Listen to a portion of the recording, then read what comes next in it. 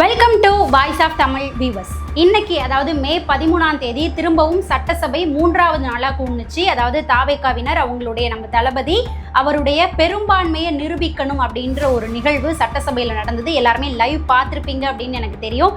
ஏன்னா சட்டசபையில் நடக்கக்கூடிய லைவை நம்ம பார்க்குற அளவுக்கு நம்மளுடைய அரசியல் பார்வை திரும்பி இருக்கு அப்படின்னு தான் சொல்லணும். உங்களை நிறைய பேர் சட்டசபையில் நடந்த நிகழ்வை லைவ்ல பார்த்துருப்பீங்க. இதில் தளபதி அவருடைய பெரும்பான்மையை நிரூபிச்சிருக்கிறாரு. மொத்தமாக தாவேகாவுக்கு 144 பேர் ஆதரவு வந்துட்டு கொடுத்துருந்தாங்க. ஆல்ரெடி வந்து பெரும்பான்மை நம்பர் அப்படின்றது நமக்கு கிடைச்சிருந்தது. அதை விட எக்ஸ்ட்ரா 1-2 வந்துட்டு கிடைச்சிருந்தது. IUMலுடைய சப்போர்ட்டோட சேர்த்து பெரும்பான்மைக்கு தேவையானது 117 அப்படிங்கும்போது 2 MLAக்கள் எக்ஸ்ட்ரா ஆதரவு கொடுத்து நம்ம கிட்ட 119 அப்படின்றது இருந்தது. இன்னைக்கு பார்த்தோம் அப்படின்னா சட்டசபையில் அது 144 வந்து மாறிடுச்சு. எப்படி இந்த 144 மாறினுச்சு? 25 பேர் எங்கேருந்து திடீர்னு வந்தாங்க அப்படின்னு கேட்டால் அதிமுகல இருந்து தான் அந்த 25 பேர் வந்திருந்தாங்க. ஒரு ஆள் வந்துட்டு பார்த்தோம் அப்படின்னா அமமுக அந்த மன்னார்குடி MLA காமராஜர் இருக்கார் இல்லையா, அவரும் வந்துட்டு TVKக்கு ஆதரவு கொடுத்திருந்தாரு. மொத்தமாக 144 பேர் ஆதரவு அப்படின்றத கொடுத்திருந்தாங்க. நாம ஏற்கனவே இதுக்கு முன்னாடி பார்த்த வீடியோலாம் பேசியிருந்தோம் இல்லையா, அதிமுகக்குள்ள ஒரு சண்டை நடந்துட்டு இருக்கு, 2 குரூப்பா வந்துட்டு பிரிஞ்சிருக்கிறாங்க.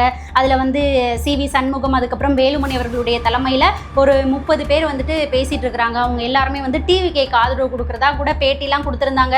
அப்புறம் அதிமுகவும் திமுகவும் கூட்டணி பேச்சுவார்த்தை நடத்தினது. அதில் வந்துட்டு எங்களுக்கு விருப்பமே கிடையாது, திமுகவுக்கு ஆப்போசிட்டாக எழுந்தது தான் அதிமுக. ஆனால் எடப்பாடி பழனிசாமி அவர்களே இப்படி ஒரு வார்த்தையை சொல்லும்போது எங்களுக்கு ரொம்ப வருத்தமாக இருந்தது. அதனால நாங்கள் இப்போது TVKக்கு ஆதரவு கொடுக்குறதா நாங்கள் வந்துட்டு தெரிவிச்சிருக்கிறோம் அப்படின்ற மாதிரிலாம் பேட்டிலாம் கொடுத்துருந்தாரு. அதன் அடிப்படையில் அதுக்கப்புறம் பார்த்தோம் அப்படின்னா நம்ம தளபதியுமே CV சண்முகம் அவர்களுடைய இல்லத்துக்கு சென்று ஆதரவு கொடுக்குறேன் அப்படின்னு சொன்ன MLAக்கள் எல்லாரையுமே வந்து சந்திச்சுட்டு வெளியில் வந்திருந்தார் இல்லையா.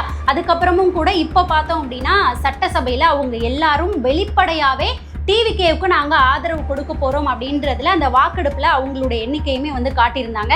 ஸோ அந்த சமயத்தில் சில சலசலப்புகளும் நடந்தது. நீங்கள் எல்லாருமே பார்த்துருப்பீங்க. அதிமுகக்குள்ள அந்த எடப்பாடி பழனிசாமி அவர்களுக்கு பின்னாடி ஒரு டீம் இருந்தாங்க, இந்த சைடு வேலுமணி CV சண்முகம் அவர்களுடைய பின்னாடி ஒரு டீம் இருந்தாங்க.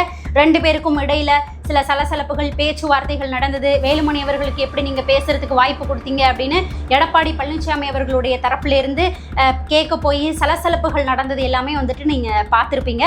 ஸோ அந்த வேலுமணி அவர்களுடைய தரப்பில் இருக்கக்கூடிய அந்த குரூப் அதுலேருந்து தான் ஒரு 25 பேர் TVKக்கு நாங்கள் ஆதரவு கொடுக்குறோம் அப்படின்னு சொல்லி அங்கே சட்டசபையிலேயே வந்துட்டு சொல்லியிருந்தாங்க. இப்படி தான் தாவேகாவுக்கு ஆதரவு அப்படின்றது 147 பேராக வந்துட்டு வந்திருந்தது. பெரும்பான்மையும் தாண்டி எக்ஸ்ட்ரா வந்திருந்தது 144 அப்படின்ற எண்ணிக்கை வந்திருந்தது. அதுக்கப்புறம் பார்த்தோம் அப்படின்னா இப்போ வரைக்குமே நியூஸ் வந்துட்டு போயிட்டு இருக்குது. எடப்பாடி பழனிசாமி அவர்களும் இந்த ஒரு விஷயத்தை எடுத்து பேசிட்டு இருக்கிறாரு. திமுகவும் அதிமுகவும் கூட்டணி வைக்குது அப்படின்னு சொல்லி வதந்தியெல்லாம் கிளப்பிட்டு இருக்கிறாங்க. சில பேர் வந்து பதவி ஆசையை காட்டி இங்கே அதிமுகவில் ஜெயிச்ச MLAக்களை வந்துட்டு எடுத்துட்டு போறாங்க அப்படின்னு மறைமுகமா TVK மேலாம் வந்துட்டு குற்றஞ்சாட்டி பேசிட்டு இருந்தாங்க. இதுல என்னாச்சு அப்படின்னா இப்போ மே 13ஆம் தேதி இந்த சட்டசபை நடந்ததுக்கு அப்புறம் CV சண்முகம் அவர்கள் இன்னொரு பேட்டி வந்துட்டு கொடுத்துருக்கிறாரு. அதுல அவர் என்ன சொல்றாருன்னா, எங்க உண்மையாவே அதிமுகவும் திமுகவும் கூட்டணி பேச்சுவார்த்தை நடத்தினாங்க, என்னோட புள்ள மேல சத்தியமா அப்படின்லாம் சொல்லி அந்த விஷயத்தை அவர் வந்து பேசுறாரு. புதுச்சேரியில இந்த ஜெயிச்ச MLAக்கள் எங்க எல்லாரையும் கொண்டு போய் எடப்பாடி பழனிசாமி வச்சிருந்தார் இல்லையா, அப்ப எடப்பாடி பழனிசாமி அவர்களே வந்து எங்க கிட்ட இப்படிதான் பேசினாரு, திமுக வந்துட்டு ஆதரவு கொடுக்குறாங்க, நாங்க வந்துட்டு முதலமைச்சர் ஆவோம், நமக்குமே வந்துட்டு அமைச்சர் பதவிகள்லாம் கிடைக்கும் அப்படின்னு சொல்லி இந்த வார்த்தைகளை பேசினாரு.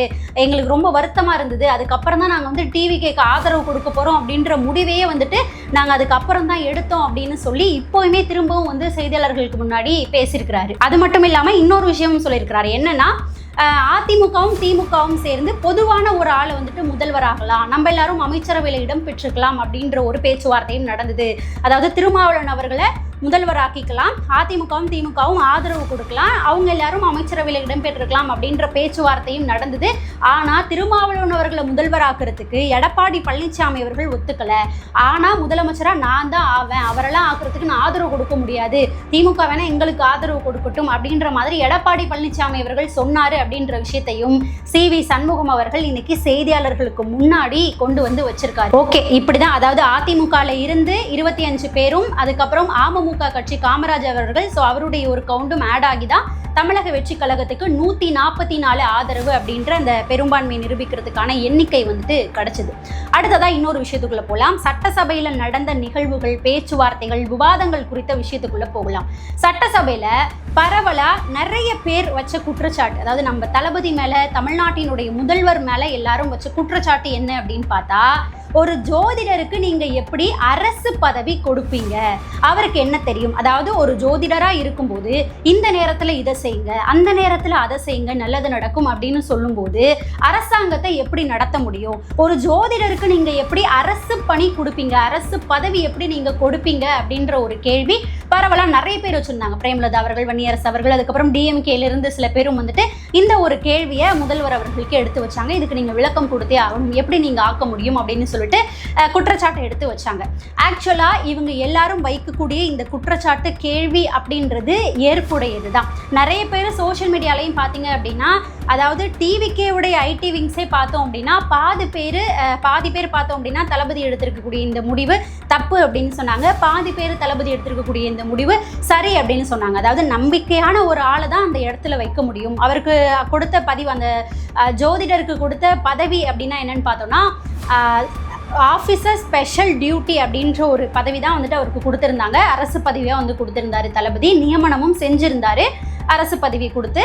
ஸோ அந்த இடத்துல நம்பிக்கையான ஒரு ஆளை தானே வைக்க முடியும். அப்போ தளபதி செஞ்சிருக்கக்கூடிய இந்த செயல் சரிதான் அப்படின்னு சொல்லி பாதி பேர் சரின்னு சொன்னாங்க, பாதி பேர் வந்துட்டு தப்புன்னு சொன்னாங்க. இப்படி பரவலாக பொதுமக்கள் மத்தியிலேயே சரி தப்பு அப்படின்ற குழப்பங்கள் போயிட்டு இருந்தது. ஸோ அப்படி இருக்கக்கூடிய மத்தியில் அங்கே சட்டசபையில் நிறைய பேர் தளபதியை நோக்கி வச்ச இந்த கேள்வியும் குற்றச்சாட்டும் ஏற்புடையதாக தான் பார்க்க முடியுது. ஆனால் இதில் இன்னொரு முக்கியமான விஷயம் என்னென்னா, அவரை வெறும் ஜோதிடர் அப்படின்னு சொல்லி நம்ம கடந்து போகிட முடியாது. அவர் ஜோதிடரும் தான். இன்னொன்று கூடவே பார்த்தோம் அப்படின்னா, தாவேகாவினுடைய செய்தி தொடர்பாளராக இருந்திருக்கிறாரு. அரசியல் சார்ந்த விஷயங்கள்லையும் தாவேகால இவ்வளவு நாட்கள் ஈடுபட்டு தான் இருந்திருக்கிறாரு. ஆலோசகராகவும் இருந்திருக்கிறாரு, அதே சமயத்தில் செய்தி தொடர்பாளராகவும் இருந்திருக்கிறாரு. ஸோ அப்படி இருக்கும்போது தான் தளபதி விஜய் அவர்கள் இவருக்கு வந்துட்டு அந்த அரசு பதவியை கொடுத்திருந்தாரு. அந்த அரசு பதவி இவருக்கு கொடுத்திருந்தார் இல்லையா, அதனுடைய வேலை என்ன அப்படின்னு பார்த்தா, தளபதி விஜய் அவர்களை மானிட்டர் பண்ணுறது. அதாவது அவர் ஒரு இடத்துக்கும் போகும்போது அங்கே என்னென்ன நிகழ்வுகள் நடக்குது, எப்படி நிகழ்வுகள் நடக்குது, அங்கே பீப்புளோட ரியாக்ஷன் எப்படி இருக்குது, அங்கே பீப்புளோட தேவை என்ன இருக்குது அப்படின்றத ஃபுல்லாக மானிட்டர் பண்ணி இவர்கிட்ட வந்து தளபதி கிட்ட சொல்கிறது. ஸோ அப்படி இருக்கும்போது அந்த இடத்துல நம்பிக்கையான ஒரு ஆளை தான் வைக்க முடியும். ஸோ இவ்வளோ நாள் தளபதியோட ட்ராவல் பண்ணியிருக்கும் போது நம்பிக்கைக்குரிய நபர்களில் ஒருவரை தான் அந்த இடத்துல வைக்கணும் அப்படின்ற பட்சத்தில் ஒரு பிஏ மாதிரி கூட வச்சுக்கோங்களேன். ஸோ அப்படி நம்பிக்கையான ஒரு ஆளை அந்த இடத்துல வச்சாதான் சரியாக இருக்கும் அப்படின்னு நினைக்கக்கூடிய பட்சத்தில் தான் தளபதி இவருக்கு அந்த பதவியை கொடுத்திருந்தாரு. ஆனால் சட்டமன்றத்திலையும் எதிர்ப்புகள் ஏற்படுது, பொதுமக்கள் நிறைய பேர்லேயும் எதிர்ப்புகள் ஏற்படுது அப்படிங்கும்போது உடனடியாகவே தளபதி அதுக்கு ரியாக்ட் பண்ணியிருக்கிறாரு. பரிசீலனை பண்ணி அவருக்கு அந்த பதவி நியமனத்தை ரத்து பண்ணி இப்போ ஸ்டாப் பண்ணி அப்படியே முடிச்சிருக்கிறாரு.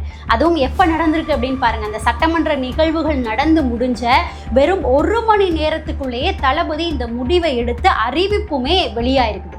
எனக்கு தெரிஞ்சு உங்களுக்கும் தெரிஞ்சு பாருங்க, இந்த இதுவரைக்கும் நடந்த அரசாங்கத்தில் இவ்வளவு விரைவாக மக்களுடைய முடிவு, எதிர்க்கட்சியினுடைய முடிவுகளை கேட்டு அது சரியாக இருக்கக்கூடிய பட்சத்தில் பரிசீலனை பண்ணி உடனடியாகவே அந்த ப்ராப்ளம் வந்துட்டு சால்வ் செய்யப்படுறத நீங்கள் இதுக்கு முன்னாடி எங்கேயாவது பார்த்துருக்கீங்களா அப்படின்றத நீங்களே வந்துட்டு யோசிச்சு பாருங்க.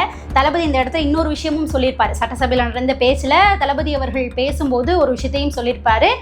தாவேகா அரசு அப்படின்றது குதிரை பேரம் நடத்தக்கூடிய அரசு கிடையாது, குதிரை வேகத்துல செயல்படக்கூடிய அரசு அப்படின்ற ஒரு ஸ்டேட்மெண்ட்டையும் கொடுத்திருக்கிறாரு. அதுக்கு இதையும் ஒரு எக்ஸாம்பிளா சொல்லலாம். இன்னும் நிறைய விஷயங்களும் இருக்கு, நான் வந்துட்டு வீடியோக்குள்ள சொல்றேன். அதுக்கப்புறம் பார்த்தோம் அப்படின்னா அடுத்த முக்கியமான விஷயம் இருக்குது. அதாவது இந்த சட்டமன்ற நிகழ்வுகள்லாம் நடந்து முடிஞ்சோனையே இந்த சைடு பார்த்தோம் அப்படின்னா முன்னாள் முதல்வர் மு.க. ஸ்டாலின் அவர்கள் இருக்கிறாங்க இல்லையா, அவங்க கிட்டே இருந்து ஒரு போஸ்ட் வருது. அந்த போஸ்ட்ல என்ன வருது அப்படின்னா, தாவேகாவினுடைய அரசு வந்துட்டு ரொம்ப தூய சக்தி அப்படின்லாம் சொல்லிட்டு இருந்தாங்க. ஆனால் இவங்க ஒரு டர்ட்டியான சக்தி, அழுக்கான சக்தியாக தான் இருக்கிறாங்க. எம்எல்ஏக்களை வந்துட்டு எடுத்துக்கிறாங்க, குதிரை பேரம் நடத்துகிறாங்க, அப்படி இப்படின்னு சொல்லி எல்லா விஷயங்களையும் போட்டு ஒரு போஸ்ட்டை வந்துட்டு போட்டிருந்தாரு. அதாவது என்னன்னா, அதிமுகவில் இருக்கக்கூடிய எம்எல்ஏக்கள், அப்புறம் என்டிஏ கூட்டணியில் தானே இவங்க எல்லாரும் இடம்பெற்றிருந்தாங்க, அதிமுக, அமமுக இவங்க எல்லாரும். ஸோ அந்த கூட்டணியில் இருக்கக்கூடிய எம்எல்ஏக்களை இவங்க எடுத்துக்கிட்டாங்க. இவ்வளோ நாள் இவங்க என்ன சொன்னாங்க, தூய சக்தின்னு சொன்னாங்க. ஆனால் இவங்க ஒரு அழுக்கான சக்தி, டர்ட்டியான அரசியலை இவங்க பண்ணுறாங்க அப்படின்ற மாதிரி முதல்வர் மு.க. ஸ்டாலின் அவர்கள் ஒரு ட்வீட்டை வந்துட்டு போடுறாரு. அதாவது நல்ல ஒரு விஷயத்தை புரிஞ்சுக்கோங்க. இப்போது நம்ம தளபதி விஜய் அவர்கள் முதலமைச்சராக போய் அமர்ந்த 4 நாட்களில் எவ்வளோ மாற்றம் நடந்துட்டுருக்கு அப்படின்றத நாம் எல்லாருமே வந்து நோட் பண்ணி பார்க்கணும். நீங்கள் எல்லாருமே சோஷியல் மீடியாவில் போய் பார்த்துருப்பீங்க அப்படின்னு நினைக்கிறேன். உடனே ரியாக்ஷன், உடனே ஆக்ஷன் வந்துட்டு எடுத்துகிட்டு இருக்கிறாங்க.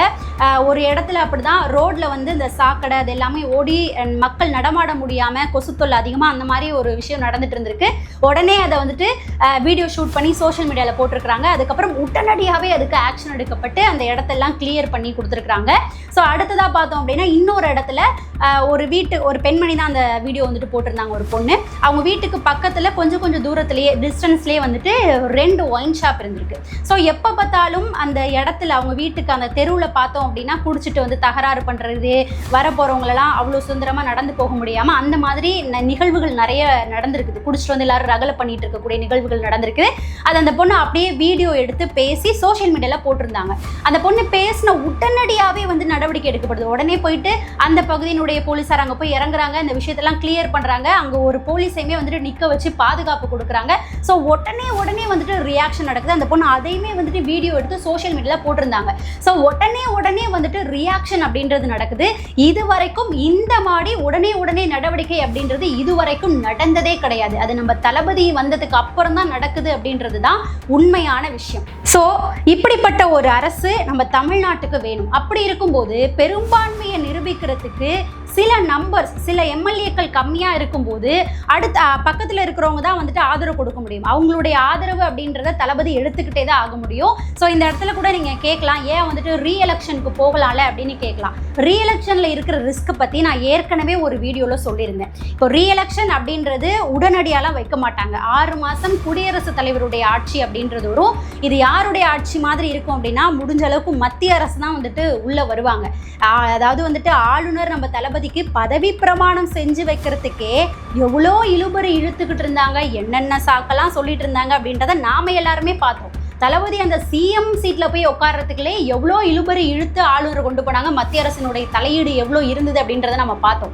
அப்போ குடியரசுத் தலைவருடைய ஆட்சி வருது அப்படின்னா மத்திய அரசு தான் முடிஞ்ச அளவுக்கு உள்ளே இருப்பாங்க. ஸோ அவங்களுடைய ஆட்சி இருக்கிற மாதிரி தான் இருக்கும். ஸோ கிட்டத்தட்ட 6 மாதத்தில் ரீஎலெக்ஷன் நடக்காமல் 3 வருஷம் கூட இழுத்துக்கிட்டு போகிறதுக்கான வாய்ப்புகள் இருக்குது. அப்போ அது வந்து ரொம்ப அபாயமாக மாறும். 3 வருஷத்துக்கு அப்புறம் தான் ரீஎலெக்ஷன் வரும் அப்படின்ற மாதிரி ஆயிடும். ஸோ அந்த ரிஸ்க்குள்ளே போகிறதுக்கு விரும்பாம தான் தளபதி விஜய் அவர்கள் ஸோ நமக்கு கிடைச்ச வாய்ப்பில் மக்களுக்கு நாம் நல்லது செய்யணும் அப்படின்றதுக்காக பக்கத்தில் இருக்கக்கூடிய குட்டி கட்சிகள் கிட்ட இருந்து ஆதரவு அப்படின்றத எடுத்துக்கிறாரு.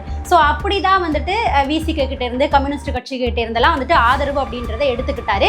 ஸோ அப்படி இருக்கும்போது தான் இப்போவுமே அதுவுமே வந்து எப்படின்னா நம்ம விளிம்பில் தொங்கிட்டு இருக்கிற மாதிரி தான் இருக்கும். விசிகெல்லாம் எப்போ வந்துட்டு பின்வாங்குவாங்க அப்படின்றது தெரியாது. ஏன்னா அவங்க வெளியிலிருந்து ஆதரவு அப்படின்றதான் கொடுத்துருக்குறாங்க. அது வந்து டேஞ்சரான ஒரு விஷயம் தான். ஓகேவா, இடையிலே வந்துட்டு ஆட்சியை கவிழ்த்து விடுறதுக்கும் வாய்ப்புகள் இருக்குது. ஸோ அப்போ நம்ம டேஞ்சரான ஒரு இடத்துல தான் நிற்கிறோம் அப்படிங்கும்போது நமக்கு இன்னும் சில எம்எல்ஏக்களுடைய ஆதரவு அப்படின்றது தேவை. ஸோ அப்படி இருக்கக்கூடிய பட்சத்தில் தான் அதிமுகவில், அதுவும் திமுகவோட அவங்க கூட்டணி வைக்கிறாங்க அப்படின்னு சொன்னதுனால தான், எடப்பாடி பழனிசாமி அவர்கள் சொன்னதுனால தான் அதிமுகவில் எஸ்பி வேலுமணி அவர்களுடைய தலைமையில் இருக்கக்கூடிய ஒரு குழு தாவேகாவுக்கு ஆதரவு கொடுக்குறோம் அப்படின்னு சொல்லியிருக்காங்க. அவங்களாவே வந்து தான் ஆதரவு கொடுக்குறேன்னு சொல்லியிருக்கிறாங்க.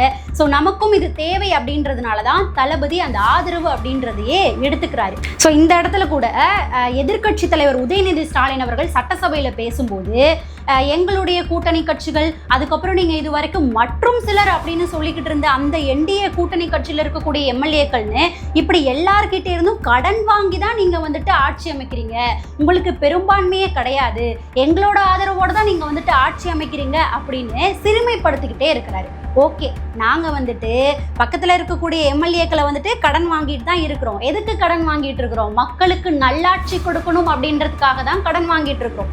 உங்களை மாதிரி மக்களுடைய காசை கொள்ளையடிக்கக்கூடிய எண்ணத்தில் தளபதி இங்கே அந்த முடிவை எடுக்கலை அப்படின்றத நீங்கள் ரொம்ப தெளிவாகவே புரிஞ்சுக்கணும். இப்போது மு.க. ஸ்டாலின் அவர்கள் போட்ட ட்விட்டுக்கு வந்துட்டு வரலாம். அவர் என்ன சொல்லியிருந்தாரு? தூய அரசியல் நீங்கள் பண்ணலை, தூய சக்தி கிடையாது, டர்ட்டியான ஒரு சக்தி இது, டர்ட்டி அரசியல் பண்ணுறீங்க அப்படின்னு சொல்லியிருந்தாரு. அதாவது இந்த அதிமுக எம்எல்ஏக்கள்லாம் எடுத்ததை வச்சு அவர் வந்து அப்படி சொல்லிட்டு இருக்காரு. ஓகேப்பா, நாங்கள் வந்துட்டு எம்எல்ஏக்களை கடன் வாங்கினதாகவே இருக்கட்டும். ஓகே, நீங்கள் தான் வந்துட்டு நல்ல சக்தியாச்சே, திராவிட மாடல் ஆச்சே நீங்கள். அப்படி இருக்கும்போது எதுக்காக வரலாற்றுலேயே நடக்காத ஒரு விஷயம் அதிமுகவும் திமுகவும் கூட்டணி பேச்சுவார்த்தையில் எதுக்காக ஈடுபட்டீங்க? இப்படி பேச்சுவார்த்தையில ஈடுபட்ட நீங்க தாவேக்காவை பார்த்து டர்ட்டி அரசியல் பண்றாங்க அப்படின்னு சொல்லலாமா? இவ்வளோ நாள் என்டிஏ கூட்டணி, அதாவது அதிமுகவுக்கு நீங்க ஓட்டு போட்டுட்டீங்க அப்படின்னா பிஜேபி வந்து உள்ள வந்துருவாங்க, பிஜேபிக்கு ஓட்டு போடுற மாதிரி அப்படி இப்படின்னு சொல்லி தான் தமிழக மக்கள் கிட்ட ஓட்டு அப்படின்றதே கேட்டீங்க, பிரச்சாரமும் அப்படிதான் செஞ்சீங்க. அப்படி இருக்கக்கூடிய நிலைமையில புதுசா யாரும் வந்துடக்கூடாது அப்படின்றதுக்காக நீங்க யாரு வந்தா பிஜேபி வந்துருவாங்கன்னு சொன்னீங்களோ அவங்களையே வந்து முதல்வராக்கலாம், அதாவது என்டிஏ கூட்டணியையே வந்துட்டு முதல்வராக்கலாம் அப்படின்ற முடிவுல தானே போயிட்டு பேச்சுவார்த்தை அப்படின்றத நடத்திருக்கீங்க. அப்ப இதை என்னன்னு சொல்றது? அடுத்ததா உதயநிதி அவர்கள் பேசின இன்னொரு விஷயத்துக்கு வரலாம். அவர் என்ன சொல்லியிருந்தாரு? தாவேக்காவுக்கு பெரும்பான்மைலாம் இல்லை, எங்களுடைய கூட்டணி கட்சி எம்எல்ஏக்களோட, அதுக்கப்புறம் என்டிஏ கூட்டணியில் இருக்கக்கூடிய எம்எல்ஏக்களோட தான் நீங்கள் வந்துட்டு முதல்வர் பதவியை அடைஞ்சிருக்கிறீங்க, ஆட்சியே வந்து அமைச்சிருக்கிறீங்க, உங்களுக்கு பெரும்பான்மையே கிடையாது, வெறும் 35% மக்கள் மட்டும்தான் உங்களுக்கு ஓட்டு போட்டிருக்கிறாங்க, 65% மக்கள் நீங்கள் வேணான்னு தான் சொல்லியிருக்கிறாங்க அப்படின்னு யாரு சொல்றா? வெறும் 25%, அதாவது வெறும் 24% ஓட்டு வாங்கி 75% மக்களால் புறக்கணிக்கப்பட்டு முதல்வர் வேட்பாளரையே மு.க. ஸ்டாலின் அவர்களையே தோற்கடிச்சு வீட்டுக்கு அனுப்பியிருக்கிறாங்க மக்கள். ஸோ அப்படிப்பட்ட ஒரு கட்சியினுடைய, அந்த கட்சியில் இருக்கக்கூடிய எதிர்கட்சி தலைவர் தாவேக்காவை பார்த்து உங்களை 65% மக்கள் நிராகரிச்சுட்டாங்க அப்படின்னு சொல்றாரு. உண்மையான ஒரு விஷயத்தை வந்து புரிஞ்சுக்கணும். தாவேக்கா அப்படின்றது இப்போ வந்த கட்சி தான். ஸோ இவ்வளோ நாள் இருந்த மக்கள் உங்களை பார்த்துட்டு உங்களுடைய ஆட்சி வேணாம் அப்படின்னு எப்படியாவது தளபதி விஜய் அவர்களுடைய கையில் இந்த நாடு போயிடணும், எங்களுக்கு நல்லது நடக்கணும் அப்படின்றதுக்காக மக்கள் எல்லாரும் ஒன்று கூடி தளபதி விஜய் அவர்களுக்கு வாக்கு அப்படின்றத செலுத்தியிருக்கிறாங்க. அந்த ஒரே ஒரு நபரை மட்டும் நம்பி தான் 35% மக்கள் வாக்கு செலுத்தியிருக்கிறாங்க. இங்கே 3 கட்சிகள் அதிமுக, திமுக அப்படின்னு இருக்கும்போது ஓட்டுகள் வந்து பிரியும். அதாவது வந்துட்டு என்னானாலும் நாங்கள் அதிமுகவுக்கு தான்ப்பா போடுவோம், நாங்கள் எம்ஜிஆர் அம்மாவுக்காக அதிமுகவுக்கு தான்ப்பா போடுவோம், இப்போ என்ன நடந்தாலும் பரவாயில்ல அப்படின்னு சொல்கிற ஒரு கூட்டம் இருக்கிறாங்க. ஸோ அவங்களுடைய ஓட்டு அப்படின்றது அதிமுகவுக்கு வருது, அதே போல் திமுகவுக்கு குறைந்தபட்ச ஓட்டு வருது. இதில் இன்னொரு விஷயத்தையுமே வந்துட்டு நீங்கள் நோட் பண்ணணும், நல்லா நோட் பண்ணி பாருங்க. திமுக கிட்டத்தட்ட 26 கூட்டணி கட்சிகளை வச்சுக்கிட்டு அந்த 24% ஓட்டு அப்படின்றத வாங்கியிருக்குது. ஆனா இந்த சைடு தாவேக்கா தனி ஆளா, எப்படி தனி ஆளா நின்று தனி கட்சியா நின்று 35% ஓட்டு அப்படின்றத வாங்கியிருக்குது. எப்படி தாவேக்காவை பார்த்து வெறும் 35% ஓட்டு தான் நீங்க வாங்கியிருக்கிறீங்க, உங்களை வந்து 65% மக்கள் வந்து நிராகரிச்சிருக்கிறாங்க அப்படின்னு நீங்க எப்படி சொல்லுவீங்க? உங்களையே 75% மக்கள் நிராகரிச்சு தான் வீட்டுக்கு அனுப்பியிருக்கிறாங்க. இந்த கருத்தை நீங்க எப்படி வைக்கலாம்? அந்த கட்சியினுடைய ஓனர், அதாவது டிடிவி தினகரன் அவர்கள் அதை வந்து அவர் வந்து இப்படி வச்சிருந்தாரு. டிடிவி தினகரன் அவர்கள் பேரை சொல்லிட்டாரு, சொல்லிட்டு அவருக்கே தெரியாம அவருடைய ஒப்புதலே இல்லாம அவருடைய எம்எல்ஏவே வந்துட்டு தூக்கிட்டு போயிட்டாங்க அப்படின்ற மாதிரி சொல்லிட்டாரு. ஃபர்ஸ்ட் சொன்னோன்னே அந்த சைடு அந்த எம்எல்ஏ யாரு? காமராஜ் அவர்கள், மன்னார்குடி எம்எல்ஏ இருக்கார் இல்லையா, அந்த காமராஜ் அவர்கள், அவர் டக்குன்னு எழுந்து எப்படி சொன்னீங்க அப்படின்னு சொல்லிட்டு கிளம்பும்போது டக்குன்னு என்ன பண்ணிட்டாரு உதயநிதி அப்படின்னா அப்படியே பின்வாங்கிட்டாரு. நான் வந்து உங்களை சொல்லலை, சொன்னது அவரை தான், டிடிவி தினகரன் அவர்களுடைய கட்சின்ற வரைக்கும் சொல்லிட்டாரு, நான் வந்து உங்களை சொல்லலை அப்படின்னு சொல்லி அப்படியே வந்துட்டு ஜகா வாங்கி பின்னாடி போயிட்டாரு. அந்த நிகழ்வையும் நீங்கள் வந்துட்டு பார்த்துருப்பீங்க அப்படின்னு நினைக்கிறேன்.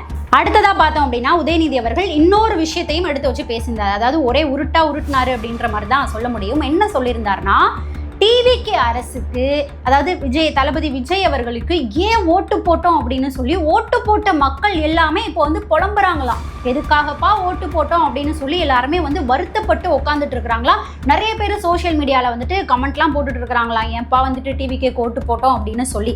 அதாவது என்ன இங்கே நடந்திருக்கு அப்படின்னா, டிஎம்கேக்கு தான் அப்படி மக்கள் ஓட்டு அப்படி வந்து கமெண்ட்ஸ் எல்லாம் பாஸ் பண்ணிட்டு இருக்கிறாங்க.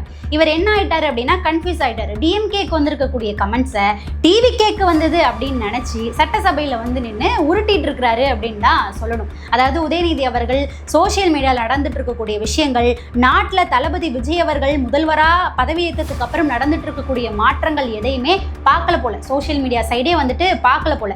எவ்வளோ பேர் எவ்வளோ மாற்றங்கள் நடந்திருக்கு அப்படின்னு சொல்லிட்டு ஒன்றையும் வீடியோ எடுத்து போட்டுட்டு இருக்கிறாங்க.